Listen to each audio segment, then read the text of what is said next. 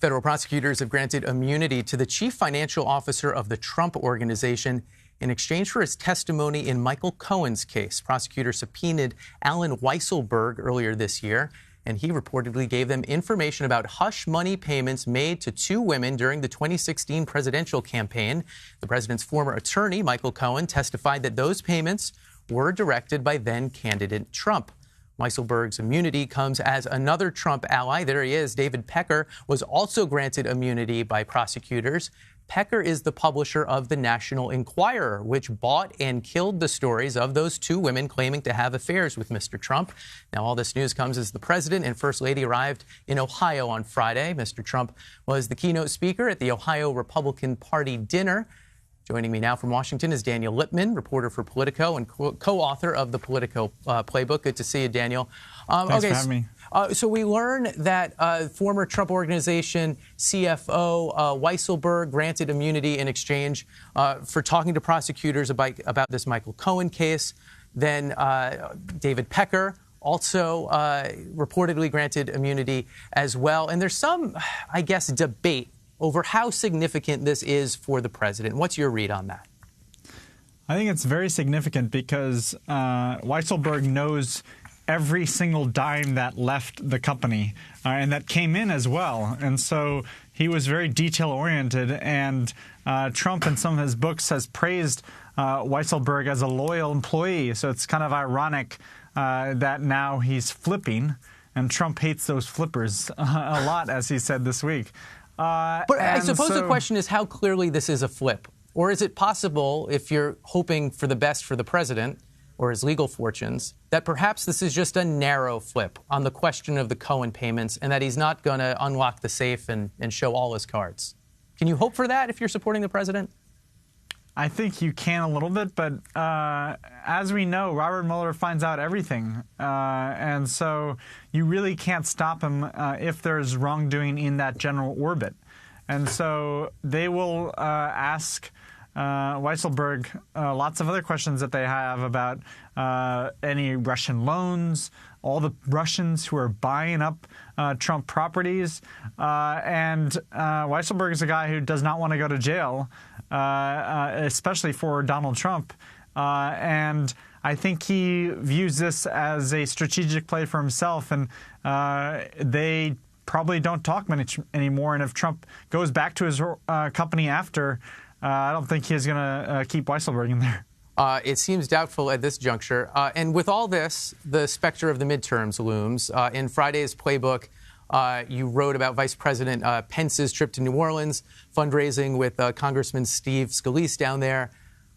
What was their message, and how are Republicans navigating the president's legal troubles as the midterms approach? As you can imagine, they're not going to brag about what a great week this was, because this was probably the president's worst week in office in terms of the negative news. And things were just going off the rails.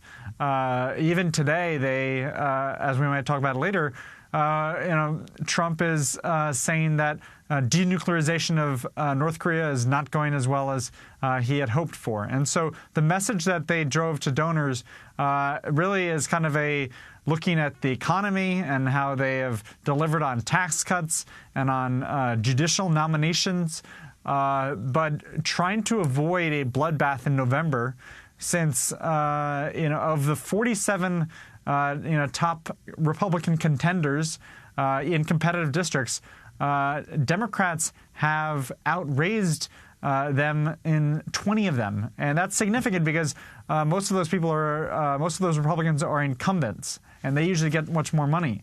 And so one example is Dana Rohrabacher's district in California. Dana's pretty pro-Putin.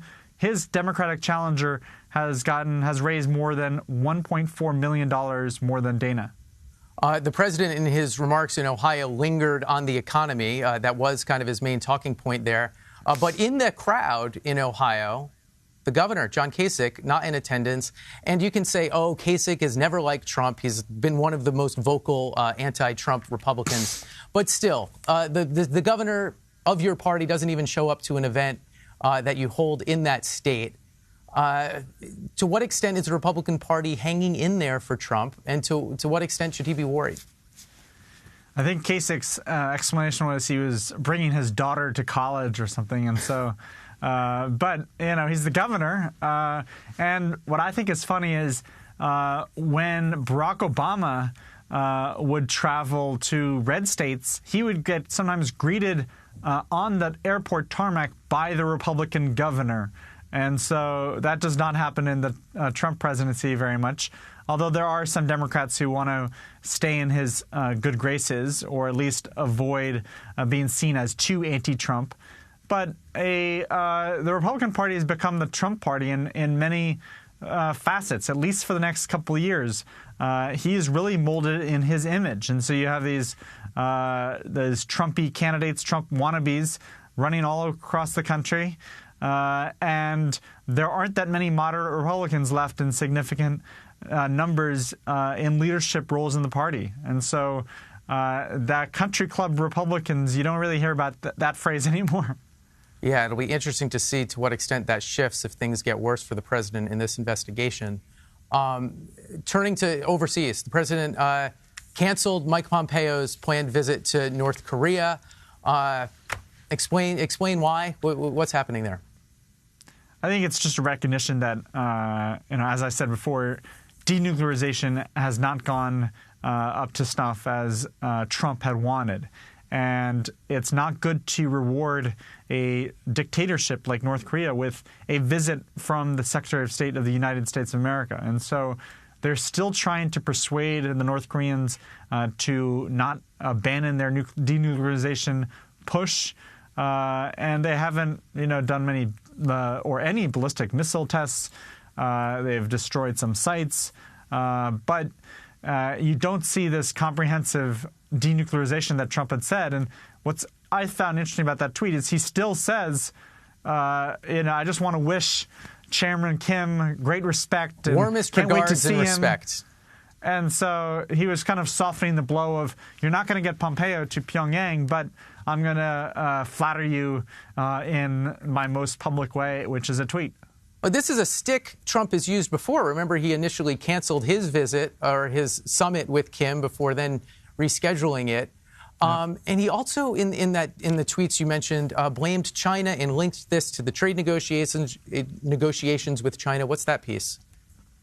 Yeah, so China, as North Korea's main outside ally, they are really critical to making sure those UN and U.S. sanctions are enforced. And you already see some breakages in terms of easier for the North to export some goods like coal, and that it gives them some hard foreign currency. And so the U.S.-China trade war is not helping matters. And it seems like if we can resolve that, and that's a big if, then maybe we can get China back on our side on North Korea. But they've always been wobbly because they feel that if you pressure North Korea too much, then you could squeeze them too far, and then their regime could collapse, and then you get millions of refugees. And so they want to ensure that the Kim dynasty stays in place at least until they can figure out what to do with this hellish existence that millions of human beings are facing every day in North Korea. One more topic, and I sometimes wonder if a year from now, like the fifth question will be clearly the most important topic, but in the five-hole this evening, the fight with the president and Attorney General Jeff Sessions, the president going hard after his own Attorney General again, Sessions responding back. There's been this back and forth. Are Republicans in Washington, in Congress, rallying around Sessions or backing away from him? They've kind of gotten weak kneed regarding their defending their former colleague, longtime colleague in the Senate, who a lot of them respected. And if you talk to people in the Trump White House, even people who used to like Sessions, they don't like the fact that he didn't recuse him, or he did recuse himself. Mm-hmm. And so I think there are a lot of Senate Republicans who they're throwing up their hands up in the air and saying, well, Trump is going to fire him after the midterms. And I think it's going to be a race against time. for Robert Mueller to issue his report or wrap up his investigation. He's moving quickly. I'm sure he's at his desk from 8 a.m. to 8 p.m. at least, trying to, and his 15 angry Democrats as well, trying to wrap this up before Sessions gets the boot. The problem is how to replace him. Who's going to take that job? What Republican in their right mind would want to face the wrath of President Trump on a weekly basis? Drama ahead. Politico's Daniel Lippman. Thanks so much. Thanks, man.